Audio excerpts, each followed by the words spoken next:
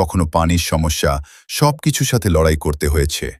অনেক সময় মনে হয়েছে হয়তো এই ফসলটা ঠিকমতো হবে না, কিন্তু হাল ছাড়িনি।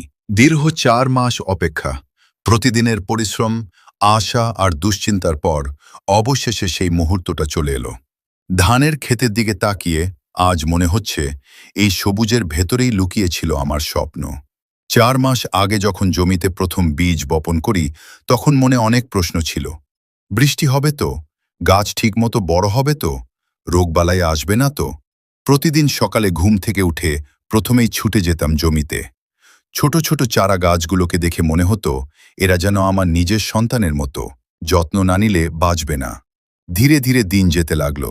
রোদ, বৃষ্টি, ঝড় সবকিছুর মধ্য দিয়ে এই ধানের গাছ বড় হতে লাগলো। কখনো পোকামাকড়ের আক্রমণ, কখনো পানির সমস্যা, সবকিছুর সাথে লড়াই করতে হয়েছে। অনেক সময় মনে হয়েছে হয়তো এই ফসলটা ঠিকমতো হবে না, কিন্তু হাল ছাড়িনি। প্রতিদিন একটু একটু করে যত্ন নিয়েছি, সার দিয়েছি, পানি দিয়েছি, আগাছা পরিষ্কার করেছি। আজ যখন জমিতে দাঁড়িয়ে দেখি ধানের শীষগুলো হালকা বাতাসে দুলছে, তখন মনে হয় এই তো আমার স্বপ্ন। এই সোনালী ধানই আমার 4 মাসের পরিশ্রমের ফল। প্রতিটি শীষ যেন আমার ঘামের গল্প বলছে। এই মুহূর্তটা শুধু আনন্দের না, এটা একটা শিক্ষা। কৃষকের জীবন সহজ না, কিন্তু পরিশ্রম করলে ফল একদিন না একদিন আসবেই।